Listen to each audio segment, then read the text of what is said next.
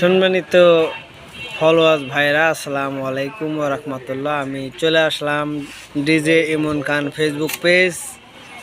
সবাই চ্যানেলটি সাবস্ক্রাইব করে পাশে থাকুন। তো আমি আপনাদেরকে এই ভাইজানের সাথে পরিচয় করে দিচ্ছি। দেখতে পাচ্ছেন এখানে লবণ, এই লবণ এগুলা কেজি আমি জিজ্ঞেস করব। এখানে এটা হলো মুদি দোকান এবং এখানে উনি এই যে প্যাকেট কিভাবে করে, এই যে দেখেন, এই যে উনি প্যাকেট করতেছে। এটা 2 কেজি, সম্ভবত 2 কেজি এবং 5 কেজি সর্বনিম্ন প্যাকেট।